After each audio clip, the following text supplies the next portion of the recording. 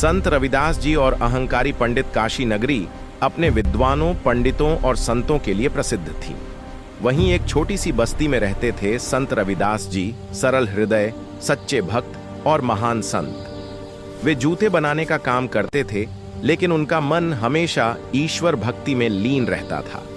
उनके मुख से निकले दोहे और भजन लोगों के हृदय को छू जाते थे। अहंकारी पंडित का आगमन एक दिन काशी में एक प्रसिद्ध पंडित आए। उन्हें अपने ज्ञान, वेद शास्त्रों और ऊंची जाति पर बड़ा गर्व था।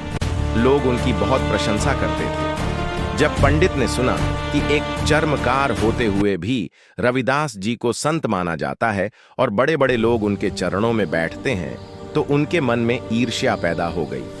पंडित ने सोचा, मैं इतना बड़ा विद्वान हूं, फिर भी लोग उस जूता बनाने वाले को संत कहते हैं, ये कैसे हो सकता है? परीक्षा लेने का निश्चय अहंकार में डूबे पंडित ने संत रविदास जी की परीक्षा लेने का निश्चय किया। वे उनके घर पहुंचे और व्यंग्य भरे स्वर में बोले, सुना है आप बहुत बड़े संत हैं, बताइए ईश्वर कहां रहते हैं? रविदास जी मुस्कुराए और शांति से बोले, जहां प्रेम है, दया है और सत्य है, वहीं ईश्वर का वास है। पंडित हंस पड़े और बोले, यह तो साधारण बात हुई, शास्त्रों में इसका प्रमाण दीजिए। संत की सरल वाणी रविदास जी ने विनम्रता से कहा, पंडित जी, शास्त्रों का ज्ञान अच्छा है, लेकिन उससे भी बड़ा है अनुभव और भक्ति। अगर हृदय पवित्र न हो तो शास्त्र भी व्यर्थ हो जाते हैं। यह सुनकर पंडित क्रोधित हो गए।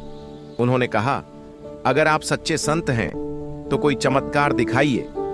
चमत्कार नहीं, करुणा। रविदास जी बोले, जिसे मैं नीचा समझ रहा था उसे मैं नीचा समझ रहा था। उसी समय वहां एक गरीब महिला आई।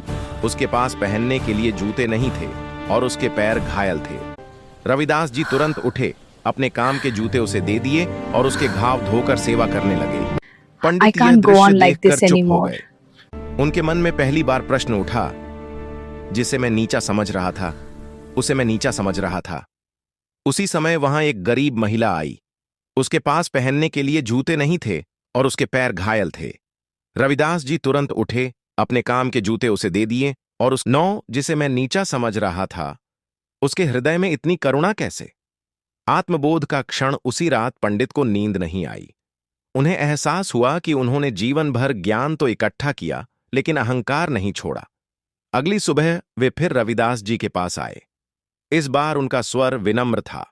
उन्होंने कहा, संत जी, मुझे क्षमा करें।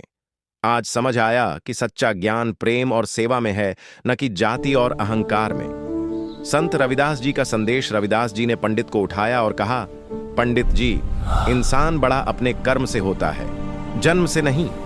ईश्वर सब में समान रूप से बसे हैं। पंडित की आंखों से आंसू बहने लगे। उन्होंने उसी दिन अहंकार त्याग दिया।